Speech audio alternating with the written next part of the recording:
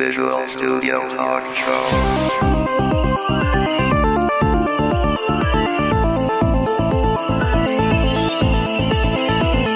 Visual Studio Talk Show est une présentation de la communauté .NET Montréal et de .NET Expertise. Visual Studio Talk Show. Bienvenue à une nouvelle émission du Visual Studio Talk Show, le podcast où on discute de construction de logiciels avec la plateforme Microsoft.net. Je m'appelle Mario Cardinal, je suis accompagné de Guy Barrette. Hey, salut Mario, ça va bien? Oui, ça va bien. Hey, fais-tu chaud pour un début de septembre? C'est ça qui est bien, c'est que maintenant on a un été qui est plus que juste un mois. L'été, il se demande où est-ce qu'il est, le présent. C'est incroyable. Hier, il faisait 33 degrés à Montréal. C'est pas moi qui vais m'en plaindre. Ouais. Mais peut-être la semaine prochaine, il va neiger, là. Tu sais qu'il y a un seul effet de bord à ça. Je devais commencer ma saison de hockey hier soir, puis je me suis fait appeler pour dire que notre glace n'est vraiment pas assez glacée, ou en tout cas assez gelée. Je me demande pourquoi. Donc, en tout cas, pour nos auditeurs européens, nous, les patinoires, on est des patinoires intérieures, ça, avec une glace. Puis, habituellement, en été, il n'y en a pas. Donc, fin août, début septembre, ils refont la glace pour partir de la saison. Puis, quand il fait chaud, comme c'est le cas à 33 degrés, ben même s'ils essaient de repartir les patinoires... c'est trop chaud. Donc, ça va aller la semaine prochaine, mon début de saison hockey. Puis, je m'en plains pas parce que là, je suis dans mes... je joue à la balle aussi, puis je suis dans mes playoffs. Donc, on a gagné les demi-finales et on va jouer cette semaine pour la finale. Et on va gagner aussi. Je suis très confiant. Et on a une émission qu'on a enregistrée à Paris.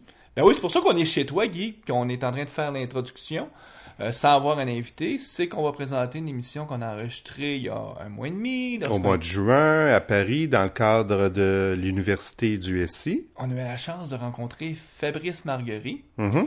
qui est un des auteurs du livre Link in Action. Je pense que c'est un des premiers, sinon le premier livre là, qui est sorti sur Link. C'est un des bons livres sur Link. Il est encore vraiment, vraiment actuel. Et il couvre dans sa totalité le sujet. Puis, donc, on a la chance de rencontrer Fabrice. On a fait un enregistrement avec lui. Puis, Guy, tu me disais que tu travailles un peu fort sur cet enregistrement-là. Oui. On a eu un petit problème au niveau de l'enregistrement. Donc, la qualité sonore est un petit peu moins bonne qu'à l'habitude. Mais j'espère que ça vous découragera pas parce que le sujet est vraiment intéressant. Fabrice est un spécialiste de Link. Alors, même si la qualité n'est pas 100%. Cela étant dit, je sais que tu travailles fort pour rehausser la qualité. Donc, on va réussir à faire quand même quelque chose de bien. C'est les aléas d'enregistrer sur la route. On n'a pas toujours notre équipement... de fois en fois, on n'est pas toujours dans le même contexte, donc on peut réussir à l'occasion à foirer, mais on se reprend. On réussit quand même à faire quelque chose avec nous. Non, c'est pas si pire, là, mais c'est pas comme à l'habitude, là, tout simplement, là. Donc, sans plus tarder, on vous souhaite une bonne écoute et on vous revoit à la fin de l'entrevue pour parler des actualités. Nous sommes avec Fabrice Marguerie. Bonjour Fabrice. Bonjour. Bonjour, ça va bien? Ça va très bien. Dans notre studio mobile. Oui, notre unité mobile d'enregistrement qui est ta chambre d'hôtel, Mario. Parce qu'on est à Paris, en plein milieu de l'été, on participe à l'université du SI et Fabrice aussi participe à cette conférence. Mm-hmm. Et on profite de l'occasion pour se rencontrer et enregistrer une émission sur Link, qui est ton sujet de prédilection depuis maintenant presque 2 ans. Oh, voire plus, oui. Voire plus, hein. Parce que t'es un des auteurs du livre Link in Action. C'est ça. Donc, ce qui veut dire que pour avoir écrit un livre sur le sujet, il a fallu que tu commences à t'intéresser plusieurs années avant, ou en tout cas au début de l'annonce. Avec les premières alphas, les bêtas de Link, oui. Donc, le livre, c'est Link in Action, publié chez Manning. Livre qui est sorti quelque part cette année? En début d'année, en février 2008, oui. Février 2008, oui.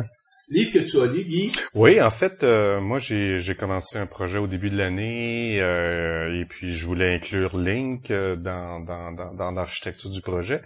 Et je dois dire, Fabrice, que ton bouquin m'a grandement aidé à à avoir une meilleure compréhension des possibilités de Link, pas juste de Link to SQL, donc l'accès aux données, mais de Link en général. Donc, tu m'as rendu un fier coup de main, mon cher.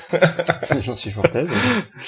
Notre objectif aujourd'hui, c'est, on va aborder Link, mais peut-être en mettant plus l'emphase sur le langage derrière Link que sur les requêtes elles-mêmes. Avant de t'intéresser à Link, toi, ça fait quoi? 13, 14, 15 ans que tu fais de l'informatique? Bon, professionnellement, oui, ça fait 13 ans à peu près, oui. T'es consultant indépendant? Maintenant, oui. Donc, Ce qui est pas la norme en France. Non, il y a beaucoup plus de salariés que d'indépendants en France. Mm-hmm. Mais au-delà d'un certain nombre d'années, il y a certaines personnes qui osent se lancer en indépendant, en freelance. t'as aussi t'as été reconnu par Microsoft comme MVP, Most Valuable Professional. Voilà, comme vous. Donc ça fait depuis 2004? Oui. Donc C'est 4 ans déjà. 4 ans. Sur C#? C# oui, depuis Mhm. le début. OK. Donc consultant indépendant, j'imagine qu'une partie de ton travail touche beaucoup plus peut-être l'architecture que la programmation elle-même. Oui, à l'origine, je suis plus vendu en entreprise en tant qu'architecte, en tant qu'expert technique. Le langage lui-même, c'est juste un outil, une partie de mon travail. Mais si je travaille plus sur les architectures, aussi bien web que Windows Forms. Voilà. Et j'imagine que maintenant, on te contacte en tant qu'expert Link à cause du bouquin? Ça commence petit à petit. C'est pas encore le grand boom parce que les entreprises vont mettre un certain temps à passer sur Link. Ouais. Ça doit être sorti déjà en novembre dernier. Il y a un temps d'adaptation et donc les entreprises auront des problématiques sur Link d'ici quelques mois cette année. Mm-hmm. Parce que qui dit langage de requête, l'équivalent que les programmeurs, en tout cas nos auditeurs connaissent bien, c'est le langage requête SQL, Mhm. qui permet de faire justement des requêtes sur une base générationnelle. Donc, qui dit langage de requête dit optimisation, enjeu de performance, en tout cas, surtout optimisation. Et veut pas, j'imagine que la même problématique va arriver avec la prolifération de requêtes Link.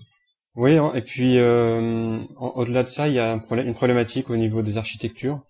Quand on utilise Link et plus particulièrement Link to SQL, on est obligé un peu de remettre en question son architecture, à savoir est-ce qu'on va continuer à utiliser une architecture 3 couches bien définie, ou est-ce que Link to SQL va se situer dans ces 3 couches. Donc il y a un travail comme ça à faire. Prenons quelques minutes juste pour aborder ça.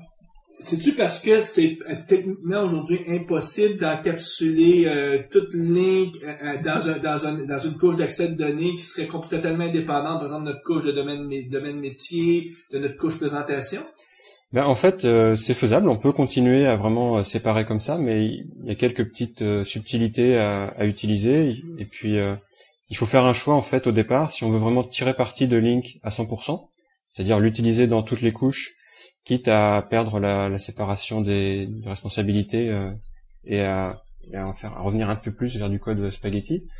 Parce que le coût, si on veut vraiment conceptualiser nos couches comme on le faisait dans le passé, c'est probablement que quand tu fais des requêtes Link, lui, il te retourne des objets, puis tu vas vraiment avoir à transférer le retour d'objet dans un autre objet, donc tu as un coût de performance ou de duplication que tu voudrais peut-être éviter en utilisant Link dans toutes les couches. En fait, quand on utilise Link dans toutes les couches, il faut bien voir qu'il y a des requêtes. On parle bien là de Link to SQL Oui. en particulier. Quand on utilise Link dans la couche présentation, c'est très séduisant parce qu'on va pouvoir faire des requêtes qui correspondent vraiment à l'écran sur lequel on est, par exemple, ou au traitement qu'on est en train de faire. Mais il faut bien voir que à l'exécution de cette requête, il va y avoir un appel à la base de données qui va être fait, alors que cet appel est initié sans forcément qu'on s'en rende compte tout de suite par la couche présentation. Alors qu'habituellement, on préfère déléguer ça à la couche métier ou à la couche base de données. Donc, si tu veux vraiment respecter cette approche-là, ta couche présentation devrait jamais faire du Link, elle devrait plus appeler... Là, c'est de là, ici, il faut faire la distinction. Quand on parle de Link, c'est plus que des requêtes de base de données, là. Exactement. Donc, on peut peut-être revenir à cet aspect-là. Link comprend quoi au juste? Qu'est-ce que c'est Link? Si on dit, bon, premièrement, définissons le terme Link. Donc Link, Language Integrated Queries. Et dans ce terme, il y a plusieurs choses. Donc la première, Language Integrated, ça veut dire que Link est avant tout une évolution des langages, en l'occurrence C# et VB. Ouais, C'est intégré à même la plateforme .NET. C# 3.0 et VB9. Voilà, et puis même F# dans les dernières versions. Et donc c'est de par ce fait intégré directement dans la plateforme .NET. Il n'y a pas uniquement d'ailleurs que les langages, il y a aussi des bibliothèques de classes dédiées à Link. Par exemple, il y a le namespace system.link qui est vraiment dédié à ça. Et puis à côté de ça, à côté de cet aspect langage, il y a un aspect accès à des sources de données diverses et variées. À commencer donc par une base de données de type SQL Server. Donc là, c'est Link to SQL. Link to SQL en Celle que la majorité de nos auditeurs et que d'entrée de jeu, quand on a commencé dans l'entrevue, on s'est mis à parler de Link to SQL parce que les gens, le premier réflexe, c'est de penser, avec Link, je suis capable de lancer des requêtes sur une source de données relationnelle. Mais ce qu'il faut savoir, c'est que Link est totalement affranchi d'une technologie de source de données quelconque. C'est-à-dire que Link peut fonctionner sur des objets, fonctionner sur des sources XML, peut fonctionner sur d'autres sources. Oui, soit différents types d'objets comme des datasets, des objets propres que vous auriez pu créer, ou alors carrément des services web, tout ce qu'on peut vouloir requêter. Il y a vraiment une abstraction par rapport à la source de données. Dans ton livre, entre autres, tu donnes un exemple où tu accèdes à des données qui sont hébergées par Amazon. C'est ça. Donc, Amazon ont créé un provider Link. Ouais. Puis avec ce provider-là, nous on peut faire des requêtes. Donc c'est ce que tu montres comment le faire. C'est ça. L'idée c'était de montrer en fait dès le départ qu'on n'est pas attaché à SQL ou à XML ou à tout ce que Microsoft fournit de base, mais montrer qu'on peut très bien faire son propre provider en implémentant quelques API fournis par Link. Et là, donc en l'occurrence, on accède au service web d'Amazon. C'est en fait au final une requête HTTP qui est exécutée, qui retourne du XML, qui entre guillemets est parsé avec Link to XML. Donc on utilise Link pour faire notre provider. Et là vraiment on est en plus en déconnecté, c'est-à-dire qu'on envoie une requête et puis après on récupère les données. Donc dans ton livre, ce que tu montres, c'est pas juste comment on peut faire les requêtes, parce que les requêtes c'est toujours c'est comment écrire son propre provider, qui dans ce cas-là prendra comme source des services web. Voilà, c'est ça. Montrer que c'est possible, même si c'est pas très simple. D'ailleurs, le provider Link to Amazon est vraiment juste un exemple et n'est pas quelque chose que je conseillerais en production. En production, oui. Un exemple. Et par exemple, si on est en entreprise et on a un ERP propriétaire, c'est sûr que si on a quelque chose comme ça, c'est les fournisseurs vont sûrement arriver avec des providers. J'imagine qu'il y a même déjà des providers Link.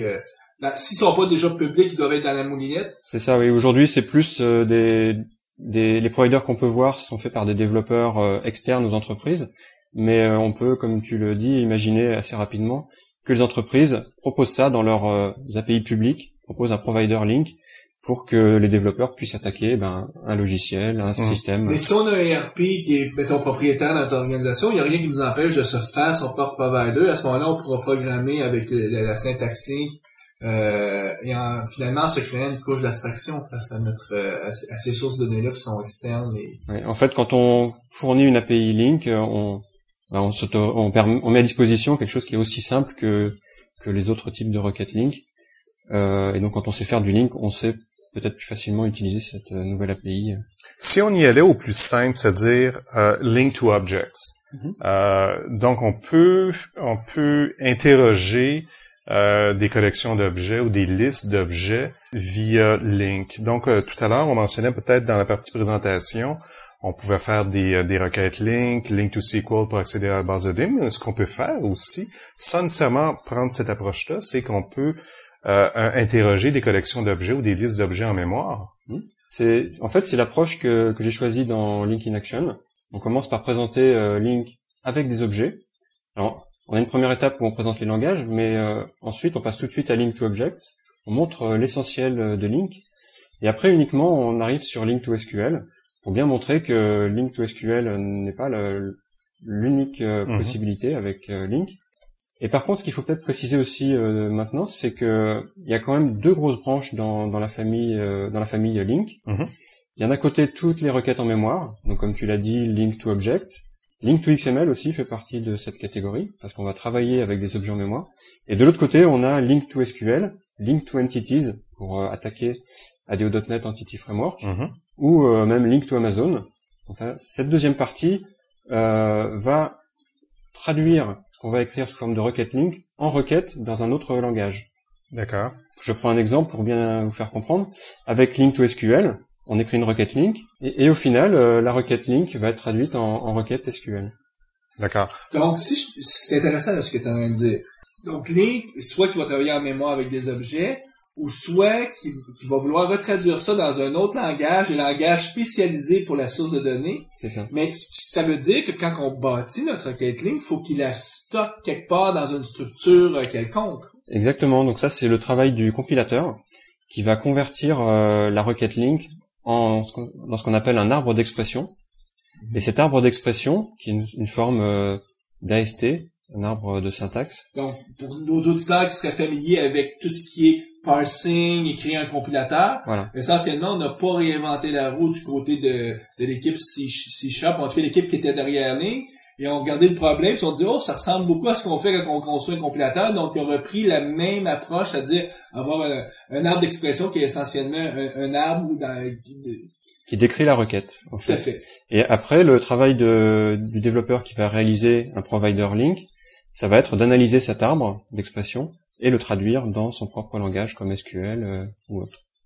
Ce qui est fort puissant, c'est que Microsoft a créé tout l'outillage pour être capable de travailler avec des arbres d'expression avec le but de fournir ce qu'il faut pour les, mais c'est aussi public et disponible pour les développeurs, donc on peut se servir aussi des arbres d'expression pour résoudre d'autres types de problèmes où ça devient comme un nouvel outil dans notre large coffre à outils, les arbres d'expression. Tout à fait. On a vu déjà sur le web, dans les blogs, des développeurs qui utilisaient des astuces basées sur les arbres d'expression. Ça offre de nouvelles possibilités. Si on revient à Link to Object, quel est l'avantage d'utiliser cette technologie-là par rapport à, par exemple, un bon vieux for each? Alors, un for each, ça va. Deux for each, ça commence à rendre le code un peu plus complexe. Quand tu dis deux for each, c'est un for each imbriqué dans un autre for each? Voilà. En fait, dès qu'on va vouloir faire un traitement un peu plus simple, un peu plus compliqué, que de faire une boucle qui va faire un test et qui va garder des résultats. Imaginez que vous vouliez faire la même chose, mais que vous vouliez ajouter la possibilité de trier les résultats, de les grouper en fonction de certains critères. Et là, tout de suite, votre boucle for each va commencer à grossir. On commence à faire du code, là. On commence à faire pas mal de code. Ouais. Je me souviens quand j'avais lu le livre Code Complete, à un moment donné, il parlait de la complexité, puis des erreurs. Puis il semblait que les études qui ont été faites à ce jour démontrent que la majorité des erreurs arrivent quand on a plus qu'une boucle imbriquée. Parce que c'est là que le cerveau humain a de la misère à suivre ce qui se passe. Et si on peut s'affranchir de ne pas faire 1, 2, 3, 4 boucles imbriquées, mais d'utiliser un langage de requête, comme Link, probablement qu'on va faire du code beaucoup plus solide. Ouais. En fait, je pense qu'on touche au cœur du sujet. À part l'aspect accès à multiples sources de données, je pense qu'un des gros avantages de Link, c'est ça, c'est d'élever le niveau d'expression du code et de pouvoir réduire sa complexité. On passe en fait de quelque chose où on écrivait du code très impératif avec des boucles for each principalement. Puis on faisait des tests sur chacun. Beaucoup de tests, des collections temporaires pour stocker les résultats intermédiaires. Exact. Après, Si on voulait trier, retravaille, etc. Alors qu'avec Link, et la plupart de ces cas vont pouvoir se formuler sous la forme d'une simple requête qui va contenir plusieurs clauses, chaque clause permettant tantôt de trier, tantôt de grouper. Si on prend l'analogie d'une requête à une base de données, on va pouvoir faire un select sur notre collection d'objets en mémoire. On va pouvoir faire un where, notre condition ou nos conditions, puis on va pouvoir faire des order by. Voilà, c'est exactement pour ça en fait qu'on retrouve les mêmes mots-clés, les mêmes clauses dans une requête Link qu'une requête SQL. Mais la requête est un petit peu différente pour les gens qui regardent la première fois une requête Link. C'est différent. Pourquoi c'est si différent? En fait, on pourrait peut-être expliquer qu'est-ce que ça a l'air d'une requête link. Alors, une requête link typique, telle que vous allez la voir, elle va commencer par from, où vous allez ensuite déclarer une Elle variable. ne pas par le mot-clé select. Non, déjà, alors qu'en SQL, effectivement, on s'attend à trouver select. Ouais, premier choc. Voilà, déjà, on sait qu'on n'est plus dans SQL et voilà, on peut expliquer pourquoi, effectivement. Et quand on va en parler, vous allez voir que c'est plus logique de commencer par from. Et pourquoi? Parce que on commence par attaquer une source de données et ensuite on retravaille cette source de données et les résultats, les éléments qu'elle contient, plutôt que de dire tout de suite select et de lister ce qu'on veut avoir à la fin. On sélectionne quoi, finalement? Voilà. Donc, ça fait plus de sens de dire De où? la source, donc le from, puis ensuite Je de filtre spécifier. cette source et ainsi de suite. L'avantage que ça va offrir, entre autres, à notre Visual Studio, c'est qu'il va pouvoir nous offrir de l'intelligence à ce moment-là parce qu'il comprend ton contexte. Exactement. Si tu fais un select, l'intelligence serait presque impossible. En tout cas, jusqu'à temps que tu arriverais à dire from, là, il serait capable de te commencer à donner de l'intelligence, mais ce serait trop tard, tu aurais déjà eu à... C'est ça, en fait, le type d'origine vient de la source de données. Par exemple, on va prendre un exemple qui sera peut-être plus parlant. Si je suis en train de filtrer une liste de clients, donc j'ai des objets type customer, ma source de données c'est liste générique de customer. Les objets sur lesquels je vais travailler, ça va être des customers. Mhm. Donc je vais faire une requête sur une source de customer. Donc pour que l'intelligence de Visual Studio puisse nous proposer les propriétés, les méthodes, Ou les noms, par exemple, nom, prénom, voilà, adresse. toutes les propriétés qu'on trouve sur un client, il faut bien qu'on donne dès le départ à Visual Studio le type customer. Si on commençait à mettre select first name, last name, d'où sortirait first name et last name si on n'a pas défini dès le départ le type de l'objet. Puisqu'on dit from customers, lui, par induction, il Voilà. sait que, on travaille des customers, donc maintenant, il va pouvoir nous aider dans notre requête. Parce que c'est la beauté de la chose. Ça semble déconcertant au début, mais quand on commence à l'utiliser, parce que l'intelligence est présente, apprendre à écrire des requêtes Linux, c'est pas si ardu. Non, effectivement, on a une aide au niveau de l'éditeur qui. Parce que Et c'est ce qui est la beauté de tout ça encore là, c'est fortement typé. Oui. Donc, il y a moins de chances de faire des erreurs. Alors là, c'est vrai au niveau SQL, mais au niveau link to object, on n'avait pas non plus de problème de typage. Effectivement. For each, Ouais, pour des effectivement. fonctions Mais, donc, si je comprends bien, un des endroits où on aurait beaucoup intérêt à utiliser Link for Objects, c'est essentiellement quand on regarde du code où on a 2, 3, 4 boucles imbriquées, ce serait de refactoriser pour dire, je vais stocker ma source dans une collection, et après ça, bâtir notre requête sur la collection. Oui. Puis le code va devenir probablement, on va passer de multiples lignes de code à 2, 3, 4 lignes de code.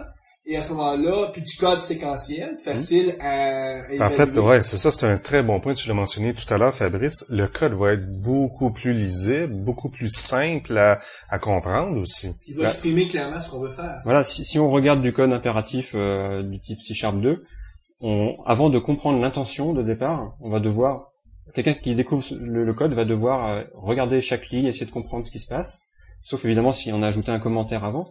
Alors qu'avec une requête link, on n'a même pas besoin de mettre un commentaire puisque la requête est tellement simple à comprendre, on voit tout de suite l'intention de départ. Donc, un avantage marqué à utiliser Link to Objects dans notre code présentement. Oui. Et comme disait Mario, quand on va se retrouver à écrire des boucles for each, il va falloir se poser la question, est-ce que je ferais pas mieux d'utiliser links? Il faut que ça devienne un réflexe, ce qui ne veut pas dire qu'on va pouvoir remplacer évidemment toutes les boucles par des requêtes link, mais faut toujours essayer de se poser la question. À un niveau de for each, la question se pose pas. Probablement que ça a du sens, mais dès que tu as des for each qui s'imbriquent dans un autre for each, ou beaucoup de structures décisionnelles à l'intérieur d'une boucle, la question là, se pose. Je dirais même à un niveau, la question se pose quand même. Même à un niveau? Je vais vous donner un petit exemple. Imaginez que vous avez un client et ses commandes. Vous voulez calculer combien le client a dépensé sur l'ensemble de ses commandes. Première possibilité, vous allez faire un for each. Donc pour chaque commande du client, je prends le total et je l'accumule dans une variable temporaire. Donc voilà, j'ai une boucle et une variable temporaire.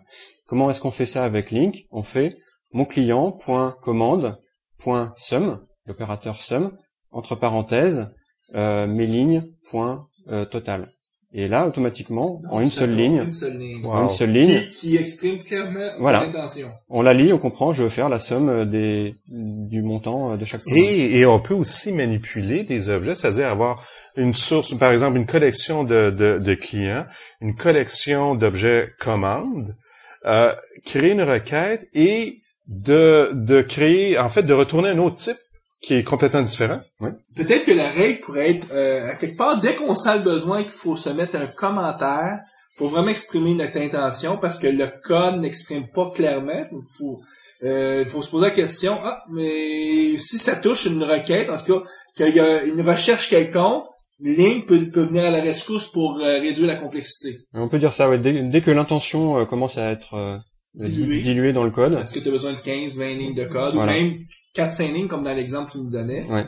On peut se poser cette question-là. De toute façon, quand on y goûte, on a tendance à utiliser fortement Link par la suite, à trouver pas nécessairement une façon absolument d'utiliser Link, mais on essaie. C'est tellement élégant. Puis après un certain temps, disons après notre premier projet, ça devient naturel d'utiliser Link là, pour interroger nos collections d'objets. Là. Tout à fait. Et ce que moi je trouve intéressant, c'est qu'on peut rentrer progressivement dans Link, c'est-à-dire l'utiliser sur quelques lignes de code, et puis au fur et à mesure, on découvre de nouvelles possibilités, et on a tendance à l'utiliser de plus en plus. Mais le coût d'entrée, il y a un petit ticket d'entrée, mais après, on progresse assez rapidement. Ça, parce qu'il y a des gens qui disent nous on fait pas de Link parce que on a un framework où on a déjà tout encapsulé dans une couche d'accès nos requêtes vers la BD.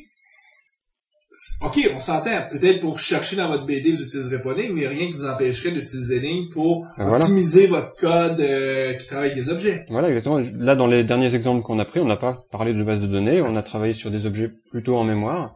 Et déjà, ça, c'est un gros avantage, un gros progrès offert par Link.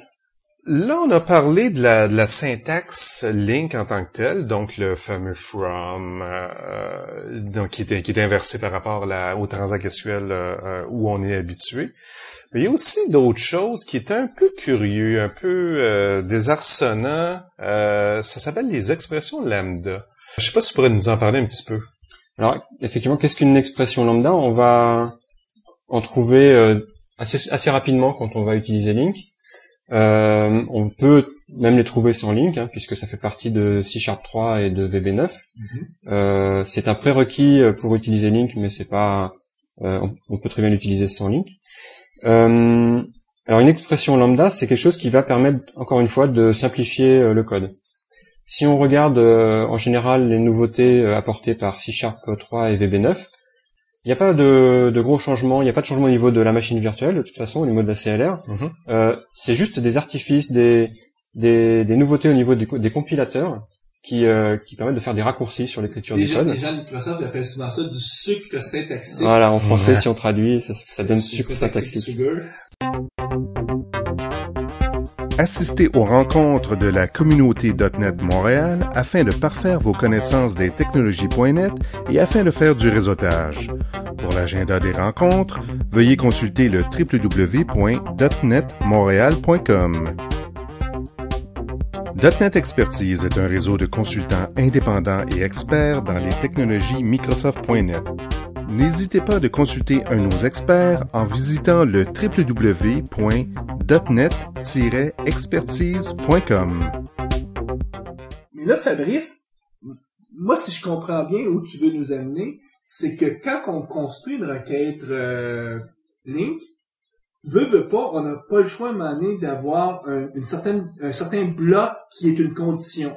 Parce que justement, le fameux where qu'on a quand on fait du SQL, donc quand on fait une requête, ben nous, cet équivalent-là, quand on va faire une requête Link, souvent, ça sera pas juste une expression simple, ça serait vraiment du code sophistiqué, d'où le besoin d'encapsuler dans le bloc de code avec un élément de programmation.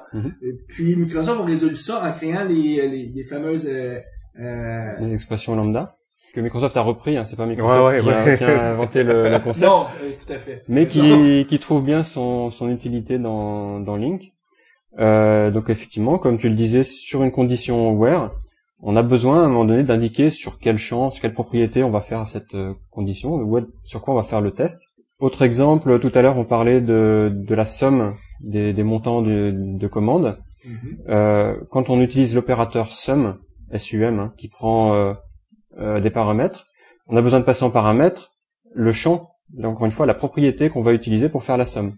Donc ce qu'on pourrait faire, c'est utiliser des méthodes anonymes pour dire je vais faire une méthode qui va prendre en paramètre une commande et qui à partir de cette commande va retourner le montant.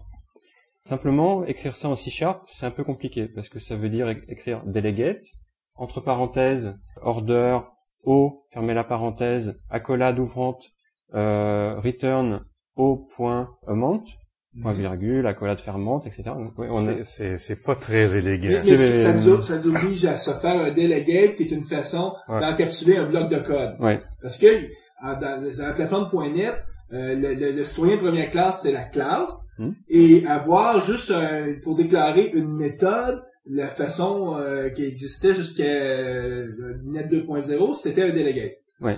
Puis Microsoft, sans changer le CLR, on nous a donné d'autres approches plus simples pour exprimer la même chose. Voilà, donc pour faire exactement la même chose, mais avec une syntaxe plus concise.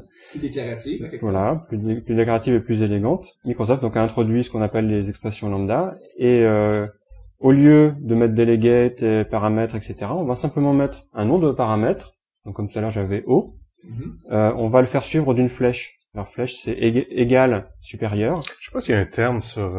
Non, il y a pas flèche, tu dis ce que c'est... Suivant les contextes, on pourra pas le dire de la même manière. Ouais. Hein. Par exemple, si c'est sur une clause where, on va dire ou. Okay. Alors, on va dire je prends une commande ou. Donc la flèche voudra dire ou. Et puis ensuite la condition. Dans d'autres cas, ça voudra dire je sélectionne. Donc sur une commande, je prends amount. C'est le cas avec sum. On va dire je vais prendre pour toute commande, je vais prendre le montant. Donc le sens de la flèche est différent dans suivant chaque situation. Mais on a une variable qui nomme le... Ça remplace le paramètre. La variable O, dans mon cas, remplace le paramètre. Donc on peut être capable plus tard de réutiliser le O dans notre code pour référer au résultat qui retourne Donc on aurait O, la flèche, donc égale et supérieur. O, point amount, par exemple. Le bout de code, finalement. Le bout de code, ouais. Tout le code qu'on voudrait, puis on pourrait mettre plusieurs points-virgules, rajouter du code C#, par exemple, on est en C#, comme on veut, parce que essentiellement c'est un bloc de code. Il y a deux types d'expressions lambda en réalité. Il y a les expressions de type expression, à défaut de trouver quelque chose de plus clair. C'est le cas de O.amount. C'est le cas aussi de O.amount supérieur à 0. Ça, c'est une expression. Et après, il y a des expressions de type instruction, où on va pouvoir utiliser des accolades et mettre une suite d'instructions comme un bloc de code quelconque. Donc, quand on utilise une expression, on n'y met pas entre accolades et ça se veut comme quelque chose qui est, pour un bon programmeur, c'est quelque chose qui serait dans un texte conditionnel, dans un test qu'on fait une condition. Voilà. Ça va souvent remplacer un chemin. C'est le bout de code qui vient faire notre test conditionnel. Oui. Donc c'est vraiment très court et très très simple. Tandis que un lambda expression qui est une suite d'instructions. Ben là, c'est essentiellement tu ouvres ton accolade et t'écris tout ce que tu as besoin d'écrire et tu fermes ton accolade et là c'est encore plus proche des méthodes anonymes qu'on a l'habitude déjà de connaître avec C# 2. Souvent, c'est dans l'apprentissage de Link, c'est cette partie-là qui est un petit peu déconcertant parce qu'on n'est vraiment pas habitué à ce type de syntaxe-là. Au niveau du from qui est à l'envers de ce qu'on connaît, on s'habitue quand même assez rapidement, mais les expressions lambda, c'est désarçonnant un peu au début. En fait, oui, ça fait partie parmi toutes les nouveautés de C# 3, c'est peut-être la plus difficile à appréhender. Mais... Je dirais que c'est désarçonnant pour le programmeur normal parce que notre formation universitaire, elle est très déficiente en programmation fonctionnelle parce que les expressions lambda viennent du domaine de la programmation fonctionnelle Et malheureusement, c'est un domaine qu'on nous enseigne plus. J'espère que maintenant les cursus scolaires vont évoluer, mais on nous enseigne plus les bases de ce qu'est la programmation fonctionnelle. Et aujourd'hui, Link ramène ça de front et on s'entend avec tout ce qui va s'en venir avec le parallélisme dans le futur. Maîtriser la programmation fonctionnelle, ça va devenir, en tout cas, les fondements même d'être un bon informaticien, surtout un bon architecte. Ouais, on a l'impression que ça va devenir essentiel d'ici quelques années en tout cas. Mhm. Link apporte effectivement une petite coloration fonctionnelle, sans être un langage fonctionnel. Mais ça veut dire de nouveaux paradigmes. C'est sûr que les gens qui, dans une vie antérieure, ont fait soit de la programmation en liste ou de la programmation avec Scheme, ou Haskell, donc tous ces langages du monde plus fonctionnel, eux, ils voient une expression lambda et pour eux, c'est comme s'ils retrouvent un bon vieil ami, mais pour un programmeur VB, C# que nous sommes, le premier réflexe, c'est qu'est-ce que c'est la flèche. La flèche, je qu'on s'entend. C'est quoi la flèche? Puis qu'est-ce que je mets à gauche? Qu'est-ce que je mets à droite? Je voudrais juste préciser qu'en fait, en plus, quand on passe de C# à VB, la syntaxe n'est pas du tout la même. Il n'y a pas de flèche en VB9. On écrit ça comme si on écrivait une fonction. Donc on écrit function, entre parenthèses, le ou les paramètres, et ensuite l'expression sans mettre de flèche entre deux. Donc il y a encore un autre problème en VB9, il faut... la syntaxe est différente. Voilà, une autre syntaxe. Donc, eux, au lieu d'utiliser la flèche, tu écris function, les paramètres, mais à ce moment-là, comment tu nommes c'est le nom de ta fonction à ce moment-là? On ne nomme pas de la fonction, c'est comme les méthodes anonymes, il n'y a pas de nom. Donc on nomme juste les paramètres. Ah, okay. Voilà, c'est une expression qui est prête à être exécutée, mais qui est anonyme. Syntaxe est différente. Donc, si je le regarde d'un point de vue théorique, l'approche VB se veut peut-être plus simple pour dire au programmeur, regarde, ce que vous êtes en train de déclarer, c'est un bout de code anonyme, d'où on va vous demander de prendre la même syntaxe que quand vous définissez un bout de code. En tout cas, quand vous étiez dans le bon monde VB6, c'est-à-dire que vous faisiez soit des procs ou des fonctions, mais on ramène le mot fonction pour en présumant qu'il y a des fortes chances que la communauté VB reconnaissent ça comme étant une façon de déclarer un bout de code. Ouais, je pense que c'est là l'idée, c'est d'avoir quelque chose qui est plus intuitif pour les développeurs VB, sans se complexifier la vie avec de nouveaux caractères comme la flèche. Ouais. Est-ce que ça veut dire aussi que la syntaxe d'une requête link, là on parlait d'expression lambda, mais est-ce que la syntaxe d'une requête link est différente en VB qu'en C#? Alors, elle est différente, oui, dans le sens où on peut faire beaucoup plus de choses dans une requête link VB qu'une requête link C#. Alors attention, parce que là, on parle uniquement des requêtes de type from, where, order by.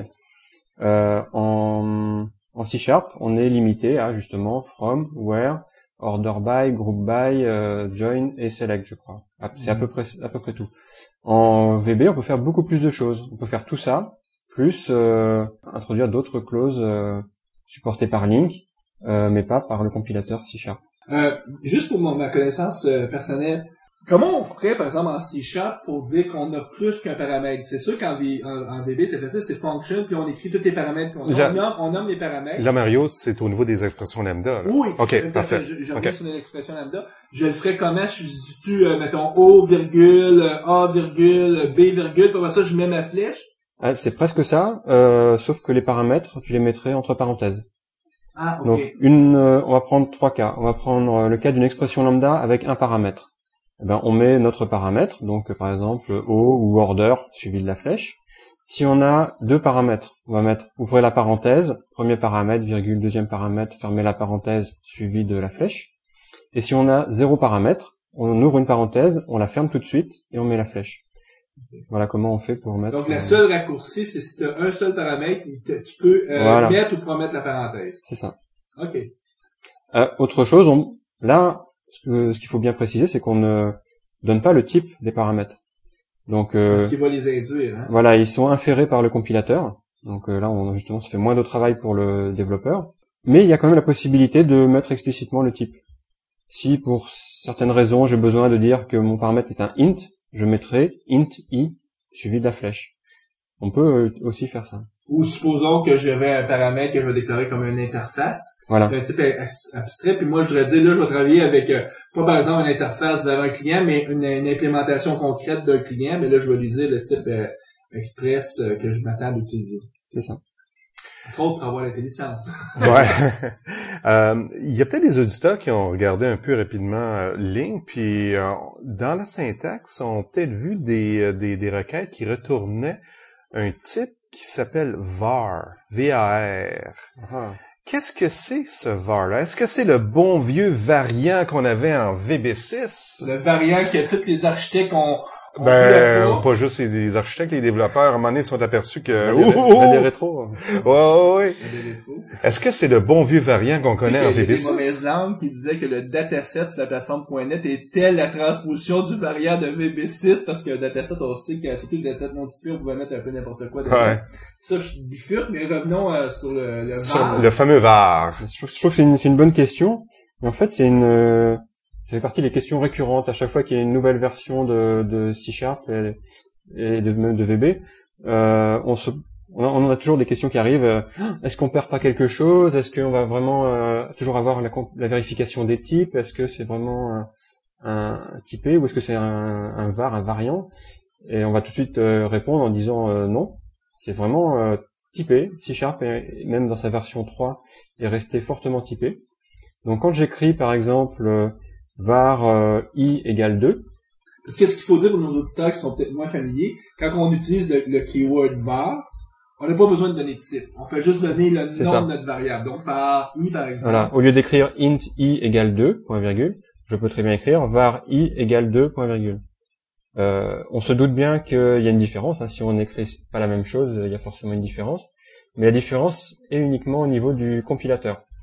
C'est-à-dire que au niveau développeur, on dit pas explicitement que c'est un int, mais en mettant var int égale 2, var i égale 2, pardon, c'est exactement équivalent. Le compilateur déduit que i est un int. Parce que 2 est un int par défaut. Mais si j'avais écrit 2.0, là, cette fois-ci, on est sur un flottant, et le type aurait été float et pas int. Donc on se doute bien par contre que c'est pas très intéressant pour ce type d'exemple. Parce que écrire int ou écrire var, c'est à peu près équivalent, ça fait 3 caractères. On voit pas bien l'intérêt. En réalité, var a été créé pour deux choses. Il a été créé pour éviter les cas où on écrit deux fois le type. Par exemple, quand je crée une liste de customers, comment je ferai en C#2? Je ferai liste de customers, customers égale new list de customers, entre parenthèses, etc.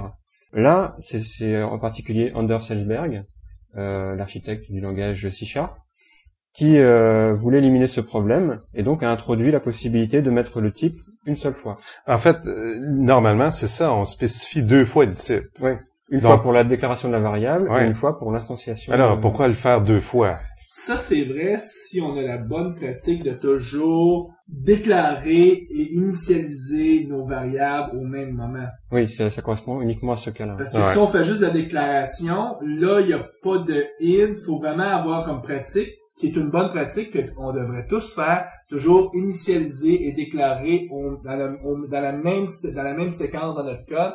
Ça évite beaucoup de problèmes. D'un, parce qu'on va être sûr que les objets ont un vrai contenu.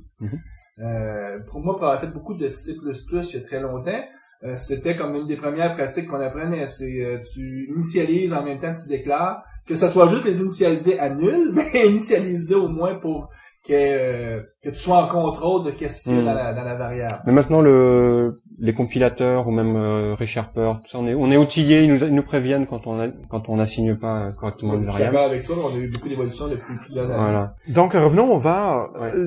Dans le contexte d'une requête link. Oui. En fait, juste pour terminer, on avait dit liste de customers. Oui. Au lieu d'écrire donc toute la syntaxe que j'ai donnée, on peut écrire var customers égale new list de customers, entre parenthèses, etc.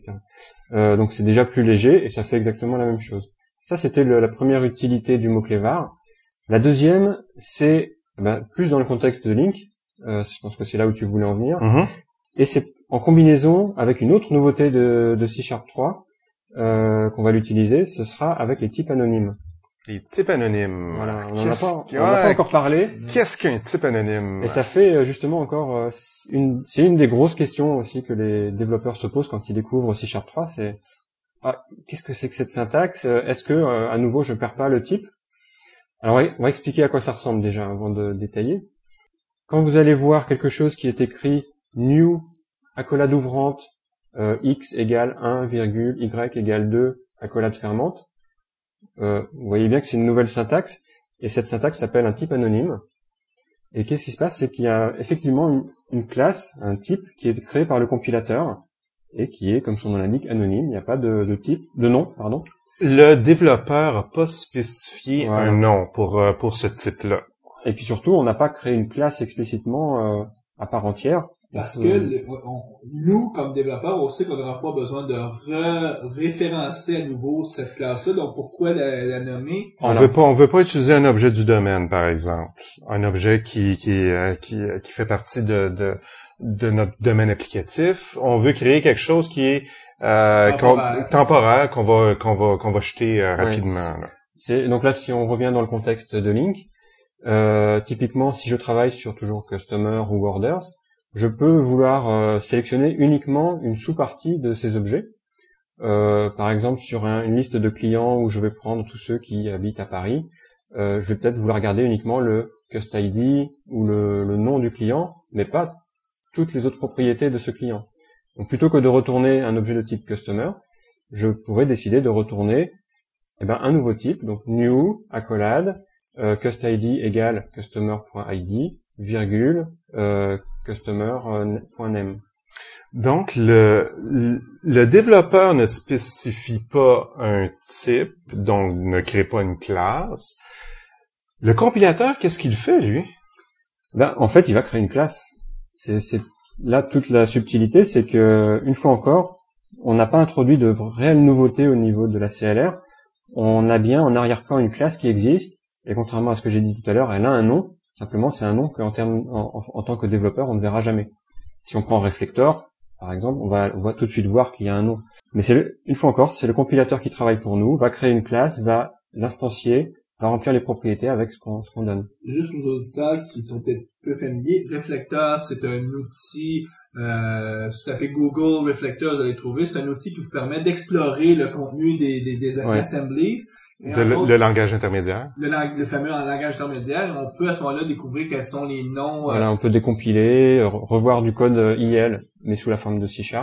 Et c'est le nom exact, c'est .NET Reflector, et c'est vraiment pour moi le premier outil, à part peut-être Visual Studio, évidemment, qui est installé sur une nouvelle machine. C'est le premier outil à installer, et même quand on débute avec .NET, ça permet de comprendre énormément de choses. Ouais. Donc, faut pas hésiter à le télécharger, il est gratuit. Donc, le compilateur va créer ce type-là, mais en tant que développeur, je le connais pas, ce nom-là. Exactement. Donc, c'est pour ça qu'il est anonyme. OK. Mais comment j'y accède? On peut pas. Donc, du coup, il a pas de nom, on peut pas faire comme tout à l'heure, int, i. Okay. On peut pas donner le type. C'est pour ça qu'on va utiliser var. Voilà la deuxième raison pour laquelle var existe. C'est pour ces cas de type anonyme qui n'ont pas de nom.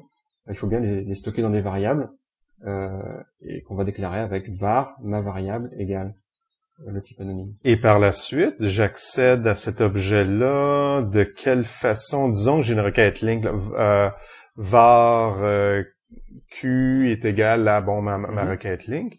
Par la suite, ce qui est intéressant, c'est que on a dit que c'était une classe à part entière, et donc par la suite, quand je vais référencer ma variable, par exemple q, j'aurai accès à toutes les propriétés qui existent sur ce type.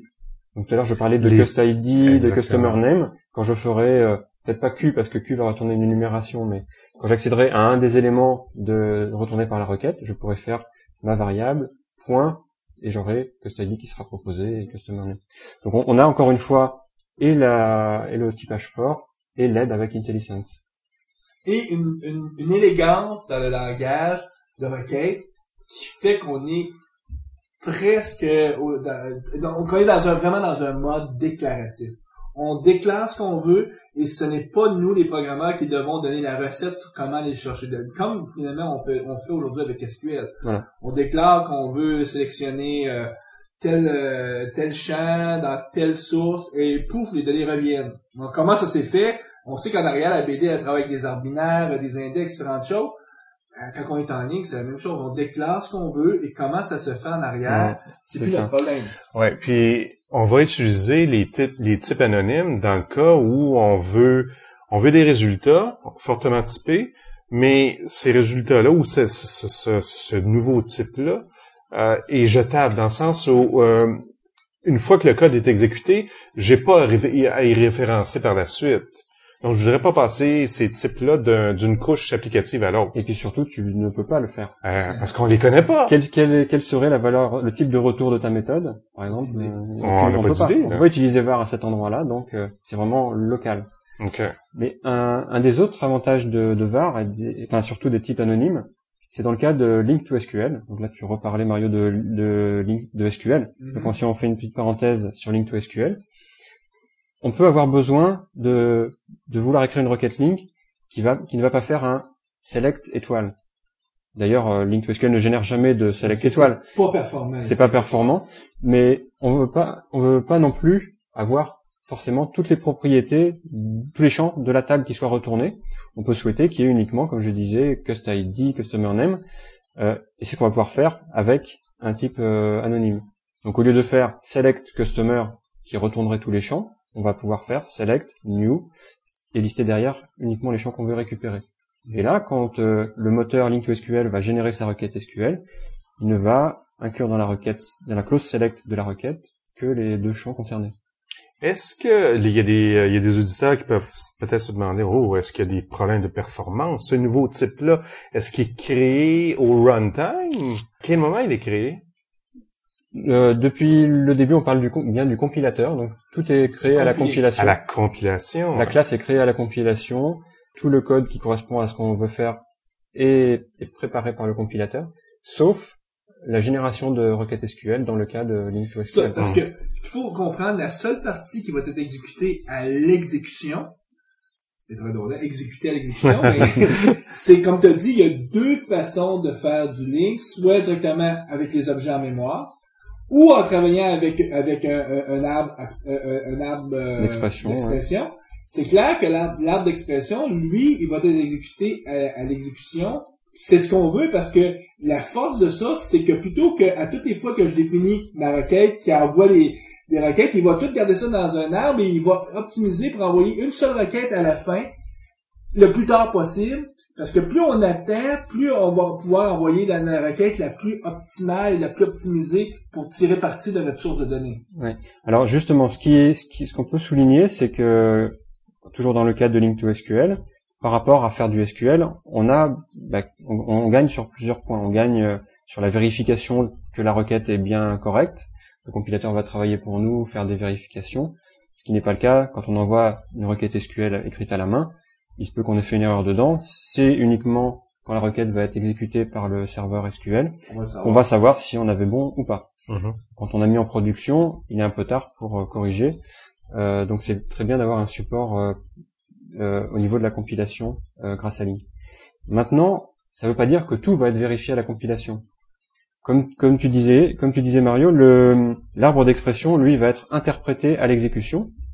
Et c'est là où Link2SQL travaille vraiment et va peut-être, dans certains cas, se rendre compte qu'il y a certaines choses dans cet arbre d'expression qu'il ne va pas savoir traduire en SQL. Admettons qu'on soit en train d'écrire une requête Link2SQL, et puis, sans faire attention, on fait appel à une méthode qui est dans notre classe, qui reformate des données, qui fait un traitement quelconque. Tout ça va très bien compiler. Par contre, quand on va exécuter, il se peut que Link2SQL dise « Ah, votre fonction qui s'appelle Toto, ma fonction, etc. Je ne la comprends pas, je ne sais pas la traduire en SQL. » Et effectivement, si c'est une fonction que vous avez écrite vous, comment est-ce que le moteur de base de données pourrait la connaître et savoir comment faire? Ouais. Donc, parce que les fonctions, il y a des fonctions, puis ça va nous amener à parler peut-être aussi des extension methods. Ouais. Donc, il y a des fonctions qui sont préconnues par Link, SUM en étant une, toutes les fonctions qu'on a agrégats. Mais si toi, puis le compilateur, lui, peut pas savoir quand t'appelles une de tes fonctions que c'est pas permis. C'est ça. Mais l'expression tree, lui, à un moment donné, va juste dire, il va dira pas c'est pas permis, il va juste dire, je sais pas quoi faire avec. Voilà, mais c'est uniquement... Mais là, il génère une exception au runtime à ce moment-là. c'est ça, c'est uniquement à l'exécution où on le sait. Donc on comprend bien qu'il y a certaines choses qu'on pourra pas faire avec une base de données, certaines choses qu'on pourra pas faire avec Amazon, qu'on pourra pas faire avec d'autres sources de données. Mais il y a rien qui t'empêcherait quand tu écris ton provider, que de savoir que toi, tu vas utiliser une fonction. Par exemple, imaginons sur un provider, tu aurais quelque chose qui ressemble pas à ce qu'on fait maintenant aujourd'hui en SQL, qui serait, je sais pas moi, une fonction qui va qui serait un mix de il va chercher la moyenne et faire une distribution, en tout cas des calculs complètement chose que tu décides t'appelles ça AAA, mettons. Ouais. Mais si ton provider sait quoi faire avec AAA, il n'y aura jamais d'exception générée. Il va le prendre et il va le retraduire vers... C'est ça. En fait, pour faire simple, on peut prendre un exemple quand même toujours avec Link2SQL. Okay. C'est la méthode like. La fonction like, pardon. Il y a une méthode like qui a été ajoutée à Link2SQL qu'on va pouvoir utiliser dans nos requêtes. Et c'est pas quelque chose qui est utile dans les autres requêtes Link. Like sur des objets, ça veut pas dire grand chose. Vous savez, like, c'est ce qui permet de faire %, un texte, %, entre guillemets. Et ça, c'est vraiment purement du SQL. Et pour proposer ce support là dans les requêtes Link, Microsoft a créé la méthode like que justement Link2SQL va savoir convertir dans une clause like SQL. Vous avez peut-être à traiter un autre point des ajouts qui ont été faits dans C# 3.0. C'est comment Microsoft s'y est pris pour que la fonction like elle puisse apparaître sur les objets Link. Les collections d'objets. Les collections d'objets, par exemple. Donc, Microsoft a créé une ajout au langage qu'on appelle les méthodes d'extension. Je sais pas comment on va le dire en français. Extension methods en français, méthode d'extension, je pense que c'est le bon terme. Le principe, c'est, comme tu disais, ou comme si on revient à notre exemple de départ, la fonction sum. Je faisais mes commandes .sum. On peut se poser la question, mais qu'est-ce que c'est que... Voilà, d'où ça sort, parce que mes commandes, si c'est une liste d'objets commandes qui est à moi, liste étant une classe générique, dessus j'ai pas sum, j'ai pas tout un tas d'autres fonctions. Microsoft n'est pas aller revisiter sa définition des conteneurs génériques qui ont été définis dans CLR 2.0, sinon il faudrait avoir un nouveau CLR. Et puis ça aurait fait grossir beaucoup le framework. Et surtout, en plus, ces fonctions n'auraient pas été utilisables tantôt avec des tableaux, tantôt avec des listes, avec toutes sortes de collections, comme c'est le cas, contrairement à ce qu'on peut faire aujourd'hui. Donc là, il y a encore une astuce, toujours au niveau du compilateur, et c'est effectivement ce qu'on appelle les méthodes d'extension. Et pour faire simple, qu'est-ce que c'est qu'une méthode d'extension? C'est une méthode que nous, on va pouvoir écrire comme n'importe quelle autre méthode, sauf qu'elle a deux particularités en C#. Elle devra être statique, et au niveau du premier paramètre, on devra préfixer ce paramètre par this. Donc, soi-même. Voilà, dans la signature de la méthode, on devra mettre ça, et this voudra dire que le premier paramètre correspond à une source de données. Donc, l'instance sur laquelle je vais étendre, c'est pour ça qu'on appelle des méthodes d'extension. Ceux qui ont fait du C++, ils vont reconnaître, this a été utilisé beaucoup à l'époque pour, on pouvait le faire aussi même en C# pour dire moi-même, l'instant, je veux me passer en paramètre, par exemple. Oui, c'est en fait ça. Là, on retrouve une des choses que Microsoft essaye de faire à chaque à chaque nouvelle version de C#, c'est de réutiliser des mots-clés pour ne pas s'approprier des noms qui pourraient être utilisés dans le code des développeurs. Parce qu'imaginons que Microsoft, au lieu d'appeler this, aurait décidé qu'il prenait le mot-clé Mario. Ça veut dire que tout le code existant qui avait une variable définie Mario, du jour, ça compile plus, là. Exactement. Ouais. Il y a eu le même problème quand on est passé en C# 2. C'est pour ça que il y a eu yield break et yield return. Le break et return sont des mots-clés qui existaient déjà. Plutôt donc de recréer deux mots-clés différents. Donc là, on ferme la parenthèse. Mais pour bien comprendre ce qu'est une méthode d'extension, il suffit de revenir à ce que j'ai dit au départ. C'est une méthode statique. Donc, imaginez que vous ayez à faire quelque chose qui va faire une somme. Donc, on va faire une méthode statique. Son premier paramètre, ce serait une collection d'objets.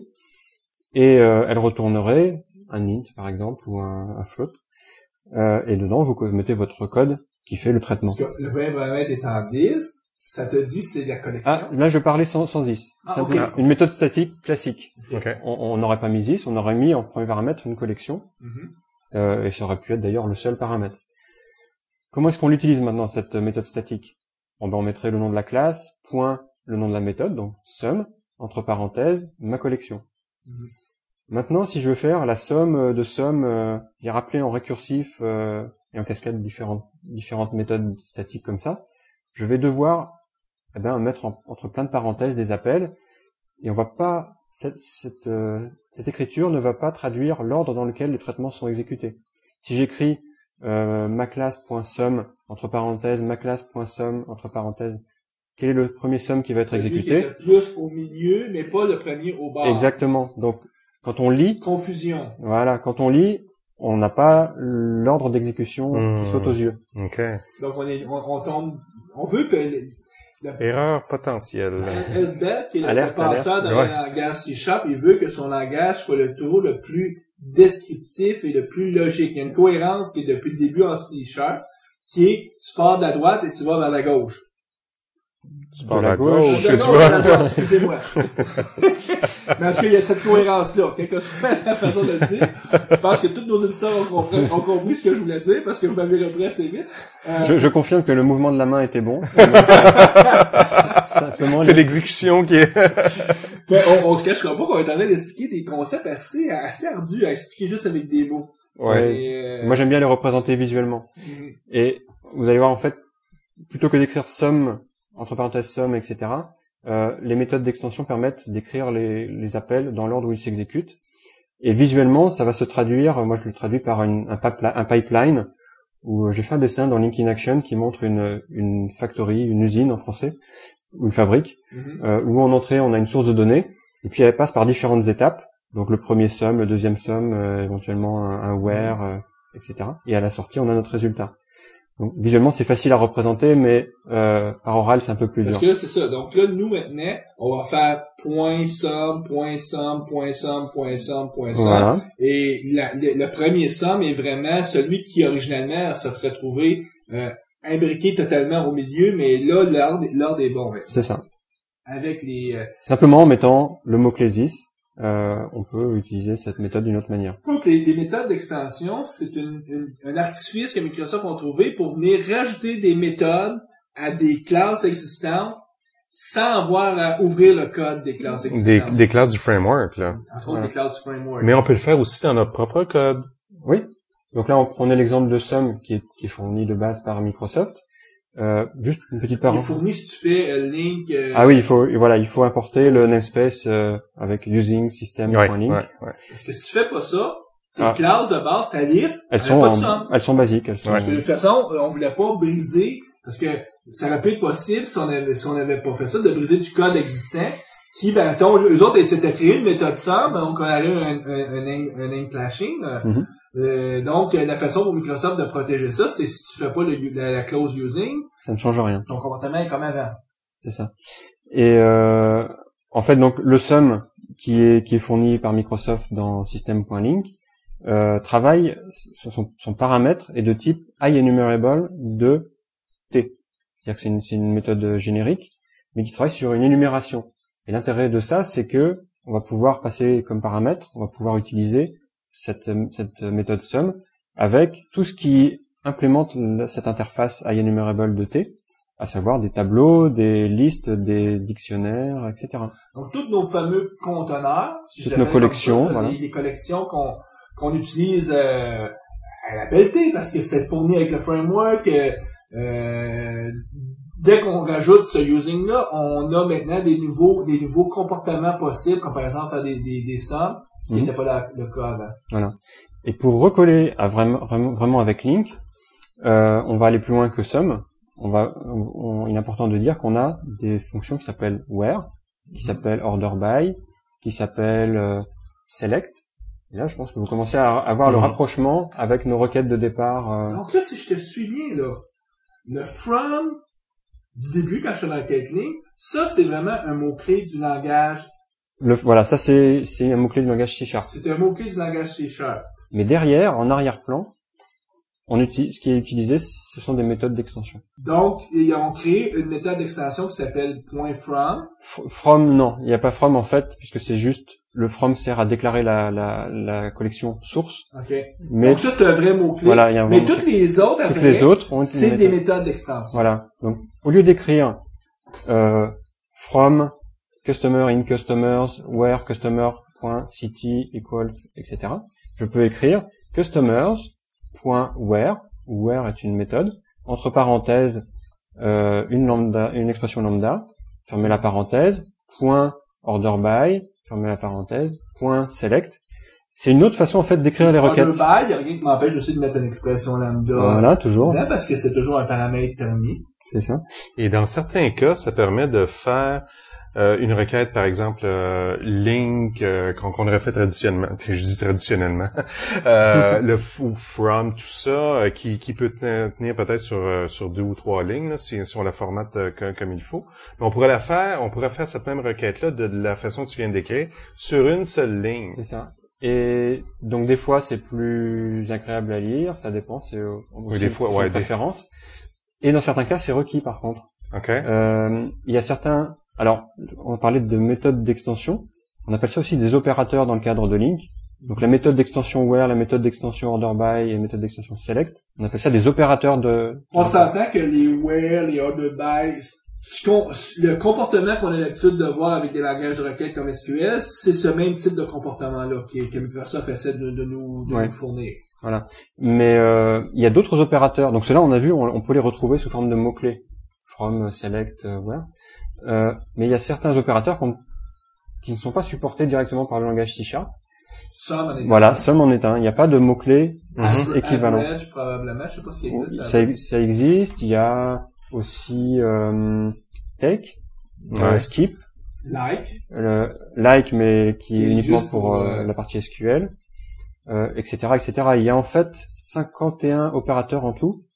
Et donc vous imaginez bien qu'ils sont pas tous supportés par le langage C#. Donc si on ferait un quiz un jour, vraiment une question quiz, ce serait de nommer les 51. Oui, ou alors si on veut faire plus simple, simplement nommer les différentes catégories, parce qu'il y a plusieurs catégories d'opérateurs à l'intérieur.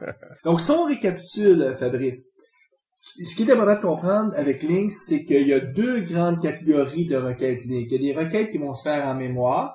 L'exemple le plus classique, c'est le link for objects, où on va vraiment interroger des objets. Il y a une autre catégorie de requêtes en mémoire avec XML. On ne peut parler. Oui, on n'a pas parlé de link to XML, qui travaille effectivement en mémoire. En fait, link to XML, comment ça se présente? Ça se présente sous la forme d'une série d'opérateurs, encore une fois, dédiés à link. Donc on peut toujours utiliser les opérateurs where, select comme tout à l'heure, mais on a en plus des opérateurs element, attribute. Là, Ce sont toutes des extension méthodes. Voilà, c'est un ensemble de méthodes d'extension spécifiques à XML et qui va nous permettre de faire des requêtes sur des documents XML. Par exemple, je vais pouvoir dire dans mon document XML, je vais prendre tous les éléments donc au sens XML qui s'appellent customer et dont le nom dont la valeur est Mario et ensuite je vais sélectionner l'adresse. Donc en réalité, ce que ça te donne, c'est avec la syntaxe link une façon beaucoup plus aisée de faire ce qu'on pouvait faire avec des requêtes XPath. Ouais. Quand on était avec les... Quoi, Mario, t'aimes pas ça faire des requêtes XPath? Non, pas du tout. Puis donc le scénario le plus usuel, c'est si vous travaillez avec des sources XML, vous devriez acheter le livre de Fabrice et regarder à vous déplacer le plus rapidement possible vers Link. Mais encore plus important, c'est que la beauté de Link, c'est que ça nous donne un seul API de requête sur différents types d'objets.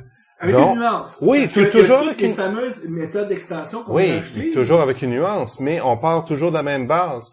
Oui, la syntaxe est un petit peu différente pour Link to XML, mais la base reste la même. Ça commence par un from avec ta source. Et oui, je pense que pour bien montrer l'intérêt de ça, c'est prendre un exemple où on va dans une même requête Link utiliser des objets en mémoire et des objets XML. Donc ça, c'est Des l'autre données aspect XML. très puissant. Voilà, on va pouvoir dire from customer ou customers est une liste en mémoire. Select new xElement, qui va créer un élément XML. Et ça, c'est du link to XML. Et en cascade comme ça. Donc ensuite, pour ce xElement, je vais créer des sous-éléments en me basant sur encore une requête link from order in customer.orders, select new xElement, etc. Donc de manière assez élégante et surtout avec une syntaxe qui va représenter visuellement la structure même du document XML final. On va pouvoir créer des documents XML. Maintenant, essayez de faire la même chose avec l'API précédente de .NET, qui est le XML document, la classe XML document. Bien, c'est le veto. Et vous allez écrire beaucoup de code avec une nouvelle fois beaucoup de code impératif, beaucoup de code qui montre comment vous voulez faire quelque chose et pas ce que vous voulez obtenir au final. Ouais, l'intention. Hein. En plus, pour les programmeurs qui utilisent plus le langage Visual Basic, il y a même des facilités encore plus aisées en Visual Basic pour traiter l'XML. Exactement. Ce qui crée maintenant un différenciateur encore plus prononcé entre pourquoi aller vers VB ou aller vers C#. Si vous travaillez beaucoup avec du XML, vous devriez regarder sérieusement le langage VB. Ouais, pour donner une idée aux auditeurs de la différence, en VB, on peut très bien écrire une variable égale inférieure et puis commencer à écrire du XML. Sans les guillemets. Donc c'est pas une chaîne de caractères, c'est vraiment un type particulier XML qu'on peut pas faire en C#. Et certaines personnes vont dire est-ce qu'on n'est pas en train de polluer le langage Visual Basic avec le XML?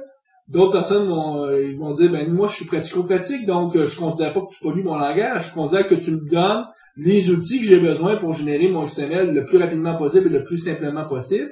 Ce qui est vraiment dans la mentalité d'un bon vieux programmeur VB. Lui, ce qui l'intéresse, c'est le résultat final.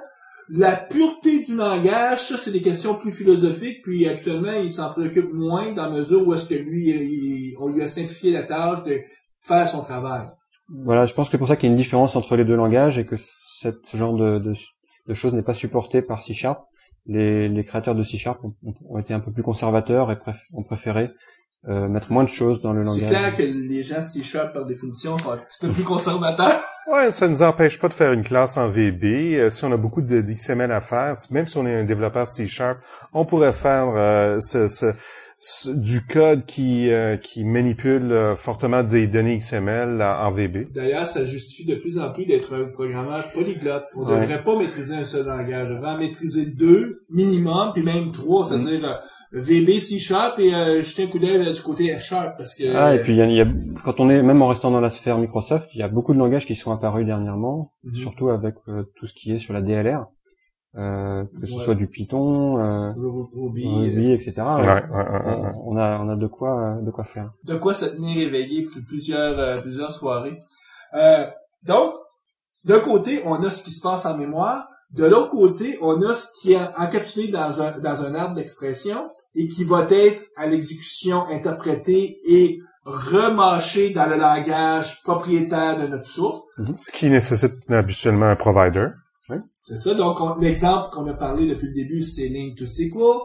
Il y a aussi, je ne sais pas si on peut dire son petit frère, son grand frère, ou en tout cas quelqu'un que beaucoup de gens vont considérer dans la même famille, mais qui est le Link to Entity Framework. Je sais pas si on peut brièvement glisser ou en tout cas expliquer en quelques mots qu'est-ce que c'est ou en quoi c'est différent de Link to SQL. Alors, en fait, comme tu disais, c'est un peu son petit frère parce qu'il est apparu après, mais en termes de fonctionnalité, ça c'est exactement pareil.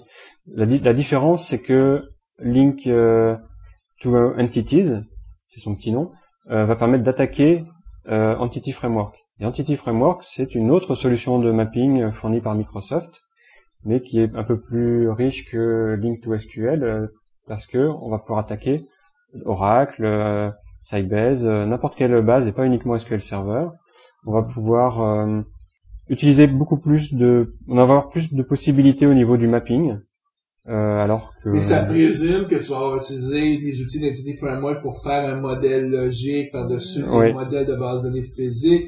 Donc, solution beaucoup plus riche, mais plus complexe aussi. Complexe. Et sur quoi on peut difficilement parler, mais qui sont aussi toutes les autres sources de données pour lequel des gens pourraient créer un provider. Dans ton livre, tu donnes un exemple vers Amazon. Oui. Dans le livre, en fait, à la fin du livre, il y a une collection une liste de providers qui existaient au moment où le livre est sorti. Depuis, il y en a même encore plus. Donc, vous pourrez regarder la liste. Mais il y a des links to SharePoint, des links to Active Directory, des links to MSI. Donc, vous voyez, on peut faire des links vers un peu tout.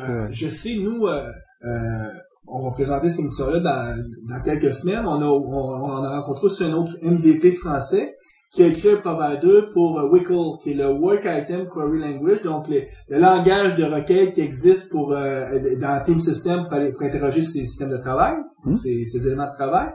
Ben à ce moment-là, ça veut dire qu'avec son provider, qui s'appelle Fission, tu es capable de pouvoir utiliser le langage Link sur une source de données qui est Team Foundation Server.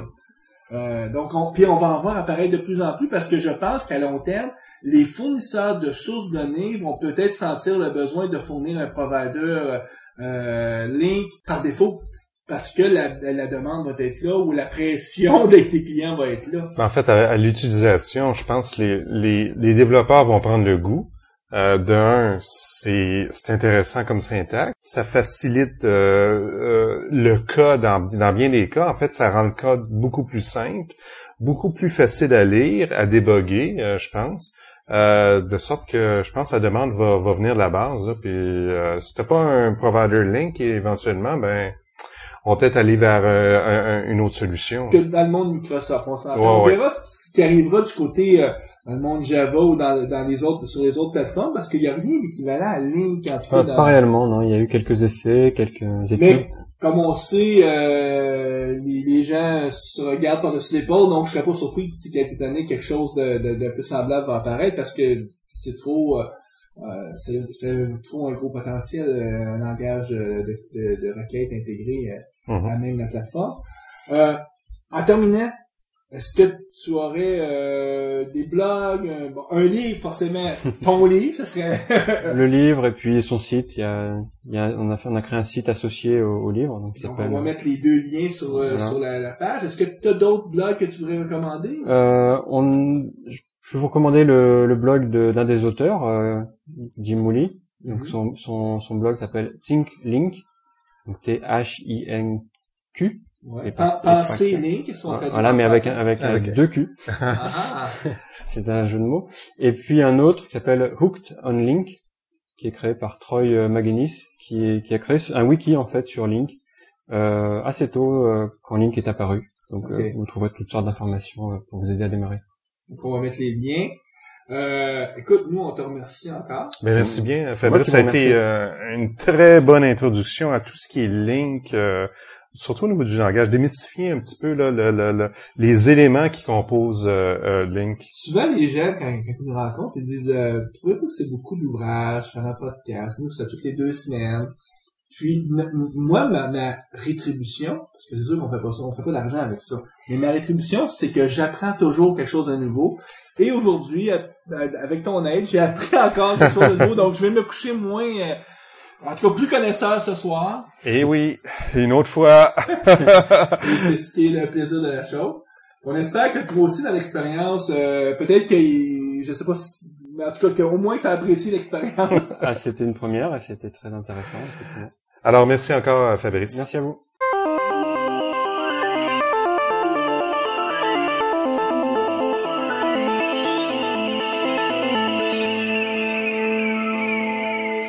Guy, les actualités, on était au début du mois de septembre, il fait chaud à Montréal, mais il fait pas juste chaud à Montréal, il y a des sujets chauds dans le monde de l'Internet. Ben oui, on a une petite compagnie qui s'appelle Google qui a sorti son propre furteur. Donc, le furteur s'appelle Chrome, donc le nom c'est Google Chrome, et le furteur est sorti il y a quelques jours. Et puis, évidemment, le lendemain de la sortie, c'était partout, dans tous les sites de nouvelles, tous les blogueurs parlaient de Chrome, que c'était extraordinaire, etc., etc. C'est une version bêta qui est sortie. Je sais, Guy, toi, t'as blogué beaucoup sur le sujet cette semaine parce que tu te permettais de donner un peu ton point de vue. En tout cas, selon toi, quelle était la raison pourquoi Google avait décidé de faire eux-mêmes leur propre navigateur? Exactement. Ça n'a aucun sens que Google sorte un furteur, un browser, juste pour le plaisir de sortir un furteur et d'entrer en compétition, par exemple, avec Firefox ou Safari. Bon, c'est un compétiteur, effectivement. Mais sortir un furteur pour le plaisir de sortir un furteur, avec tous les problèmes que ça peut apporter, parce que dès qu'une compagnie offre un furteur, les gens vérifient s'il n'y a pas des failles, s'il n'y a pas des problèmes, et évidemment, c'est pas il y a tout le temps des problèmes au niveau du code, des petites failles qu'on trouve au fil des années. Mais Guy, quand tu contrôles la plateforme, tu peux en tirer parti pour faire des meilleures applications. Puis je pense que Google voulait pas être aux dépens soit de Microsoft ou en fait, selon moi, puis là c'est mon opinion et je la partage, selon moi, Google ne sort pas un furteur, mais sort une plateforme d'exécution pour ses applications. Google bâtit de nombreuses applications de type Ajax, Aria, qui sont fort complexes. On parle de Google Maps, par exemple, Gmail, Google Docs. C'est très compliqué, c'est coûteux de développer des applications Ajax. Et surtout quand on contrôle pas la plateforme d'exécution. Puis les furteurs qui ont été développés au fil des années ont pas été faits pour bâtir des applications qui roulent des milliers de lignes de code JavaScript. Moi, je pense, Guy, si on regarde la tentative de Google d'utiliser les furteurs actuels et de faire un produit qui pourrait vraiment compétitionner Microsoft Excel, ils n'y arrivent pas parce qu'ils ont trop d'imitations. Ben oui. Mais probablement que si tu vas utiliser Google Chrome, ce furteur-là, avec les évolutions qu'ils vont faire sur leur suite d'outils de productivité, on pense à l'équivalent d'Excel, l'équivalent de Word. Là, peut-être que Google va être capable d'offrir une suite de produits de productivité pour l'entreprise qui va pouvoir vraiment compétitionner de façon beaucoup plus adéquate avec la suite Microsoft Office. Mais la seule façon pour eux d'y arriver, c'était de bonifier la plateforme web. D'avoir un meilleur runtime et de contrôler ce runtime-là. Donc, en le développant, même si c'est en open source, donc Google va l'offrir en open source, donc d'autres furteurs, les autres furteurs qui sont basés sur WebKit vont pouvoir l'implémenter aussi. Ça peut être ça la justification. Il y a une autre théorie aussi, c'est peut-être une réponse de Google au danger que les add-ins comme Silverlight ou Flash remplacent complètement la plateforme en disant la plateforme maintenant c'est Silverlight parce que c'est là que tout se passe et le navigateur n'est plus qu'un démarreur, une façon fancy de pouvoir cliquer. Puis si ça devient le cas pour Google, c'est une menace à leur pérennité à long terme. C'est exactement ça. Donc, qu'est-ce que c'est Silverlight? Qu'est-ce que c'est Flash? Ce sont des plateformes d'exécution d'applications. OK, oui, c'est un plugin qui est dans le furteur, mais c'est un runtime d'application. Ce que Google fait avec Google Chrome, c'est développer leur propre plateforme d'exécution. Donc, selon moi, c'est pas pour compétitionner directement les furteurs, c'est vraiment pour compétitionner Flash et Silverlight pour des applications ARIA. Puis, donc, ce que ça veut dire, c'est que probablement dans le futur, les applications que Microsoft développe vont fonctionner très, très bien sous Silverlight.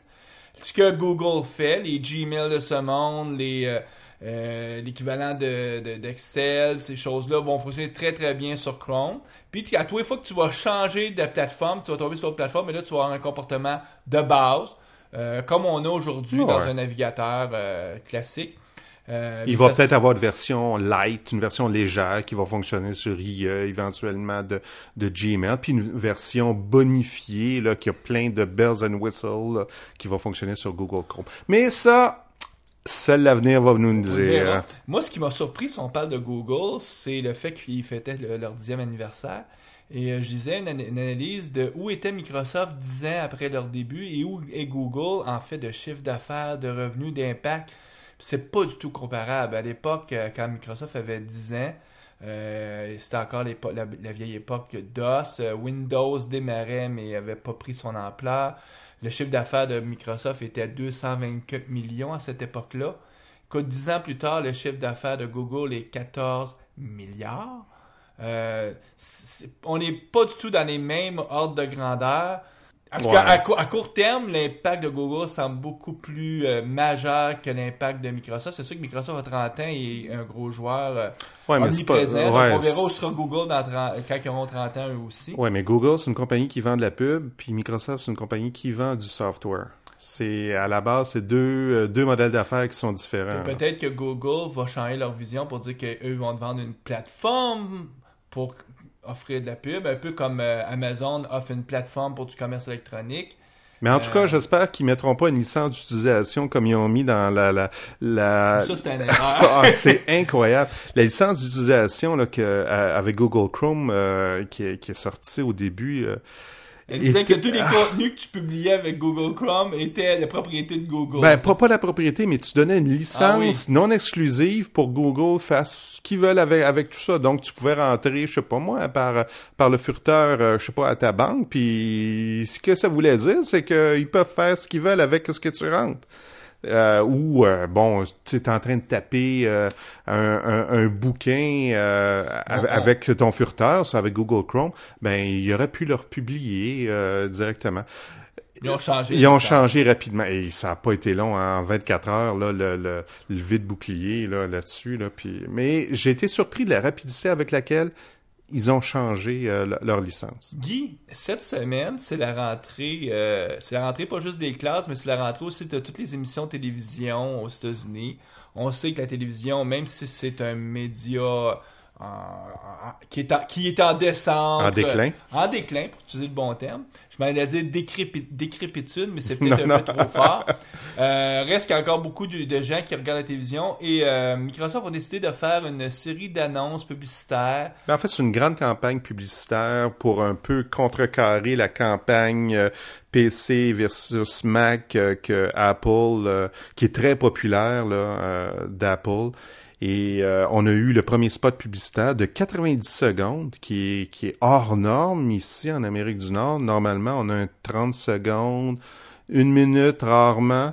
Mais là, c'est 90 secondes. Puis c'est avec sa main vedette Jerry Seinfeld, puis Bill Gates. Et puis c'est dans le style de Jerry Seinfeld, ça parle d'absolument rien.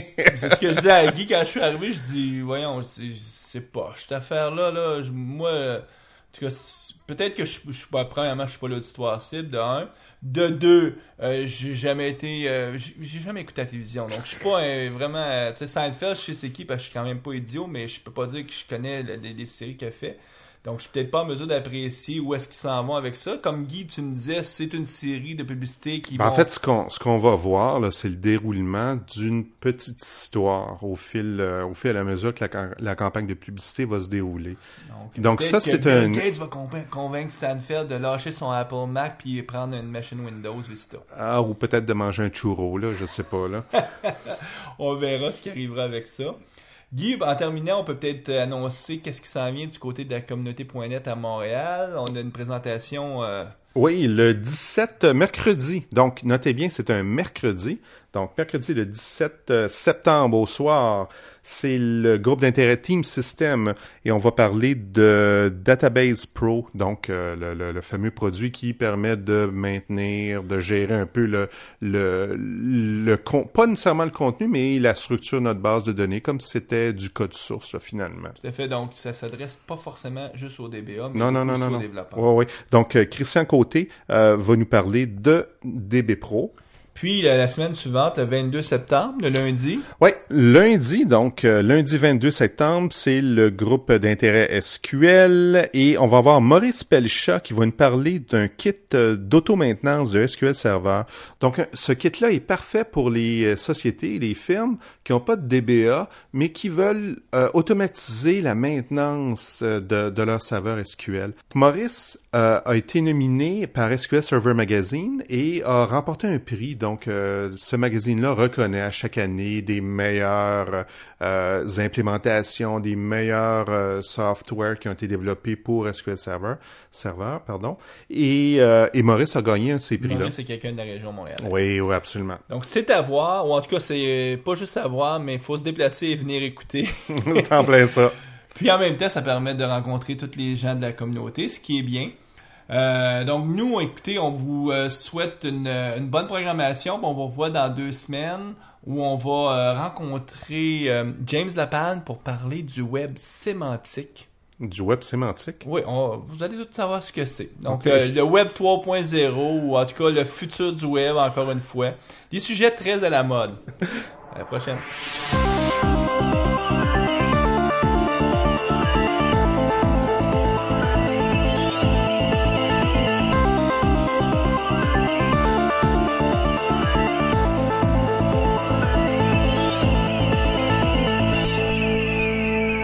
Visual Studio Talk Show.